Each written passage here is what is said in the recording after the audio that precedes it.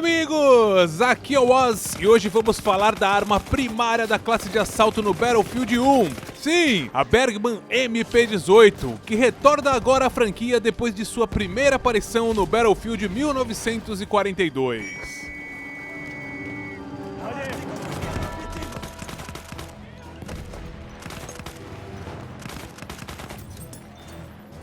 Táticas usadas com sucesso em conflitos anteriores, como linhas de infantaria ou a carga de cavalaria, se tornaram inúteis na Primeira Guerra Mundial com o uso de artilharia e metralhadoras pesadas. Tais armamentos aumentaram o poder defensivo e tornaram manobras ofensivas quase suicidas. Soldados agora buscavam abrigo em profundas trincheiras, o que mudou o panorama da batalha, criando um cenário de guerra estático com pouco avanço de ambos os lados inimigos. Para invadir uma trincheira, metralhadoras leves eram enormes e com cadência baixa de tiro, assim como os rifles que também eram grandes e desajeitados, mesmo com a eficácia do uso de baionetas no combate corpo a corpo. Revólveres e pistolas eram leves e pequenos, mas com capacidade de munição insuficiente. Já em 1915, autoridades alemãs modificaram pistolas como a Luger e a Mauser C96 para aguentar uma sequência longa de disparos em modo automático, mas seu mecanismo não era capaz de suportar tamanho estresse, além do que muitos enfrentaram dificuldades para manter a mira enquanto atiravam, o que se mostrou ineficiente também.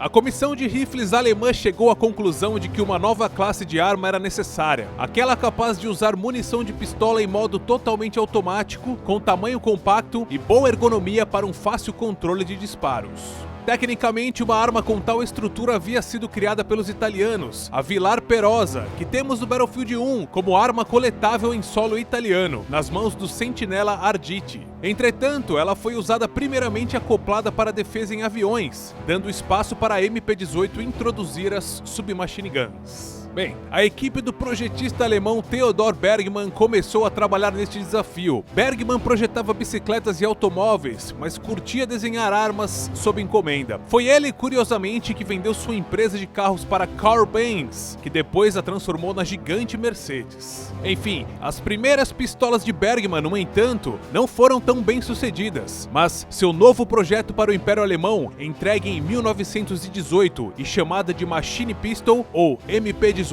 foi imediatamente posta à prova na ofensiva da primavera. Nesta mesma equipe de projetistas estava o experiente Hugo Schmeisser, que posteriormente teria importante papel na Segunda Guerra, inclusive influenciando Hitler em decisões militares. Ele contribuiu muito para a criação da MP-18, entretanto, seu nome é mais associado à submetralhadora MP-40, arma que em alguns lugares é erroneamente conhecida pelo sobrenome de Hugo, e pela qual ele não se envolveu no projeto, mas que usa carregadores patenteados por ele. A MP-18 tem um aspecto robusto e design único, muito por causa da grade de metal perfurada que ajuda a resfriar seu cano. Pensava-se que um corpo de madeira tradicional, semelhante a de um rifle, ajudaria soldados acostumados com essa estrutura a manipular a arma. Inicialmente projetada para disparar 20 balas com seu carregador original, sofreu pressão do exército para aceitar os desajeitados carregadores tambor de 32 balas 9mm, usados nas pistolas Luger,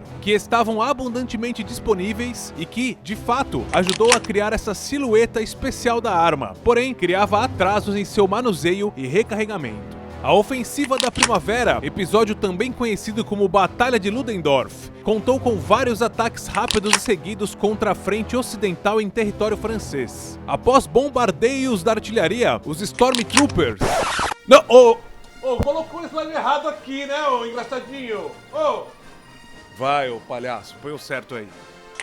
Após bombardeios da artilharia, os Stormtroopers, tropas especiais alemãs com táticas de infiltração, foram enviadas para dentro das trincheiras e botaram à prova o poder da MP-18, no que ficou conhecido como Táticas Hutier. Créditos incorretamente dados ao general alemão Oskar von Hutier, que apesar de não ser o idealizador, obteve sucesso com essa abordagem alternativa contra trincheiras, ganhando inclusive uma homenagem no BF1 com uma skin da MP-18.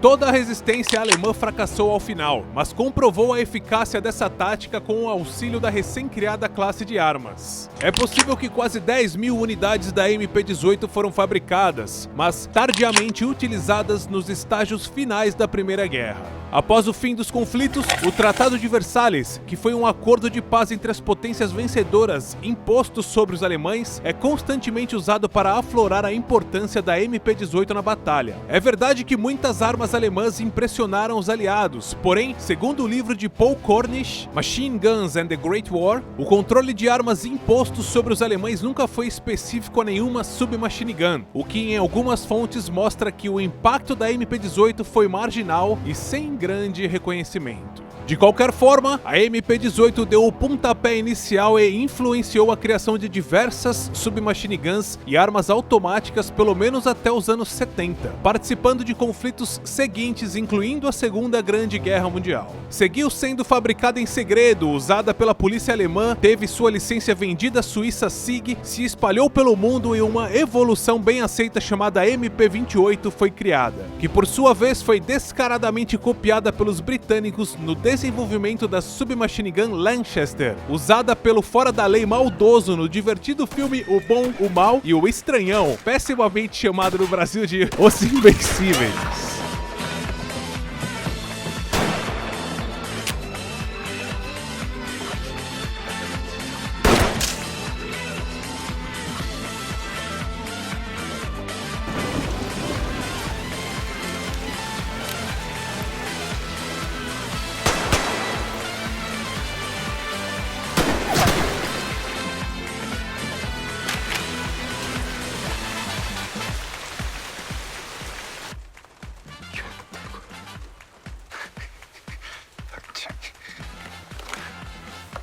여기서 보내.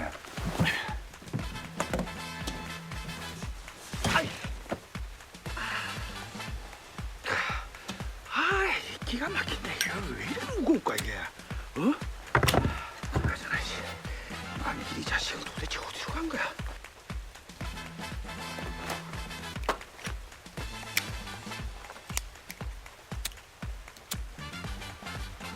근데 왜 이렇게 잠잠하지? 작전 참.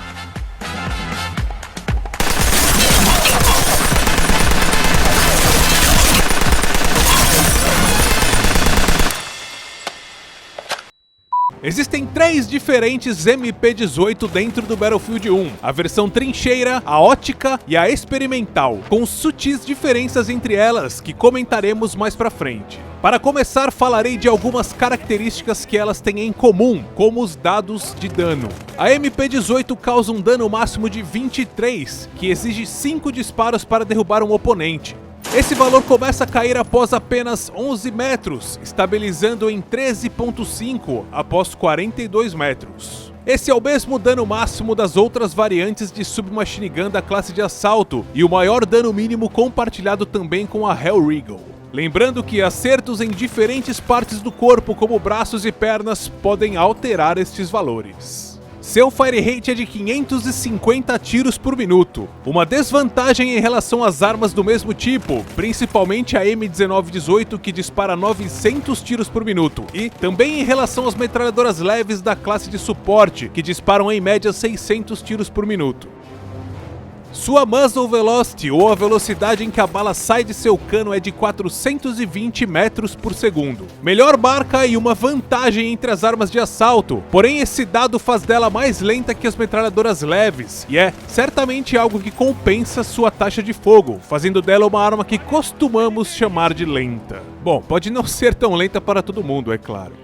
A MP-18 carrega 32 balas em seu carregador, quantidade interessante que combina bem com sua taxa de fogo e contém 7 balas a mais que a M1918. Porém, a Hellriegel carrega quase o dobro de balas e pode sustentar fogo por mais tempo. E seu tempo de recarregamento totalmente vazia é de aproximadamente 3 segundos. Mas aqui existe um ponto em que suas versões diferem, já que a MP-18 experimental leva 3.3 segundos para recarregar totalmente vazia, segundo as estatísticas. O motivo para tal diferença é incerto para mim, mas parece existir alterações em seus mecanismos que justificariam isso. Comente aí se você tem alguma pista do motivo. Com balas ainda restantes, este tempo cai para quase 2 segundos. Ela demora praticamente o mesmo que a M1918 para recarregar, mas esta é uma vantagem em relação a Hellriegel, e característica que em combates apertados faz bastante diferença. Fique atento ao momento certo de recarregar para aproveitar essa diferença de 1 segundo para repor as balas. Gosto de usar a versão trincheira da MP18 por causa do Iron Sight, e que também é mais simples que a Buckhorn Sight. Mas nas que tem mira ótica, gosto de usar o retículo em ponto, por causa do meu costume com a mira Reflex. Na ampliação da mira, gosto de usar a menor, de 1 ou 1.25 vezes, pois me ajuda muito no conflito de perto. Não sou muito fã da baioneta. Sinceramente, acho um acessório bem interessante, mas ainda não me habituei. Prefiro deixar sem, para não interferir no movimento de minhas armas corpo a corpo. A baioneta, de qualquer forma, faz o soldado correr muito rápido para ataques surpresa ou até mesmo para uma fuga rápida num tiroteio. No controle do recuo, prefiro centralizado, o que facilita no meu movimento, pois jogo no controle e não no mouse. Lembrando sempre que essa configuração é pessoal e está aqui apenas como sugestão de loadout. Encontre aí a melhor para você. Outro dado que as versões têm diferentes valores é o recuo. O recuo horizontal da MP18 alcança 0.38 graus para cima e fica ali na média entre as submachine guns. Eu considero este um recuo baixo. Na versão experimental, seu recuo lateral é de 0.161 grau para cada lado, quase nulo, enquanto nas versões ótica e trincheira, seu recuo lateral é um pouco mais acentuado. Essa pequena diferença é o que faz de uma versão mais precisa que a outra, o detalhe que altera a dispersão, melhora o hipfire e que, unido à mira ótica, muda delicadamente o propósito de cada uma delas. Sobre o controle desse recuo, como detalhei no Battlologia 39, no BF1, o recuo lateral é igual de lado a lado em todas as armas, e você pode decidir para onde direcioná-lo. É uma escolha completamente pessoal que facilitará o seu jogo. Como disse nas configurações, prefiro o recuo centralizado. A principal importância histórica da MP18 talvez seja o ponto de partida de uma nova classe de armas, mas este simples fato foi o gatilho inspirador para diversas criações, podemos dizer, por que não, da clássica Thompson à icônica Uzi. Em termos de design, a MP18 está entre minhas favoritas, com um visual que eu descreveria ser naturalmente steampunk, parece que foi feita para jogos como Fallout ou BioShock. Ela conseguiu relevante sucesso nas táticas de infiltração ao fim da Primeira Guerra. No entanto, infelizmente não foi capaz de evitar o colapso do Império Alemão. Aqui no jogo, porém, a história é diferente. É possível guiar seu time para a vitória aproveitando o máximo de seu hipfire em mapas interessantes como Floresta Argonne e Amiens. Cenários que nos permitem se esgueirar por passagens estreitas para o ataque de proximidade. Das 3 versões disponíveis, a que entrega melhor hipfire é a versão trincheira, que também é minha preferida, muito por causa da mira de ferro que não cria nenhum tipo de impeditivo visual. Isso é importante, pois assim como as shotguns, ela interage bem com a granada de gás. É possível manter um rendimento interessante em meio à névoa letal enquanto você utiliza a máscara de gás, que nos impede de mirar. Jogar 2 granadas de gás, colocar a máscara e avançar pode ser uma boa tática para se infiltrar na defesa inimiga. As outras versões possuem a mira ótica, que com a manipulação da ampliação dessa mira, auxiliam você em disparos mais precisos a médias distâncias. A versão experimental tem uma característica única e importante que é o modo de tiro em rajadas, o que teoricamente ajuda a melhorar a precisão dos disparos, além da economia de munição. Eu gosto e uso as rajadas para disparos longos, mas o modo automático me dá mais segurança no conflito apertado, então tento controlar as rajadas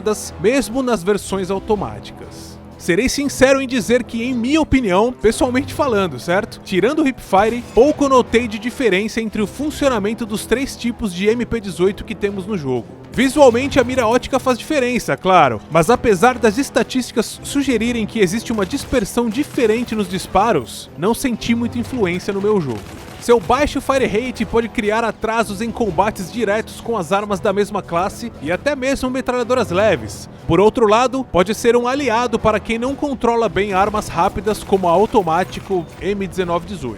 Aprender a utilizar uma arma e se habituar a isso é o ponto de partida para se dar bem. Talvez você se saia melhor com outras armas em diferentes mapas ou situações, mas como arma primária da classe de assalto, a MP18 é definitivamente o melhor ponto de partida que o BF1 poderia nos entregar. Mapas com mais trincheiras devem surgir por aí, como que jogamos no modo história em amigos nos lugares certos, e tenho certeza que essa arma fará diferença. Os próprios alemães a apelidaram de vassoura das trincheiras. Então, não perca tempo, pegue já sua MP18 e varra esses inimigos sujos de lama para fora de seu território.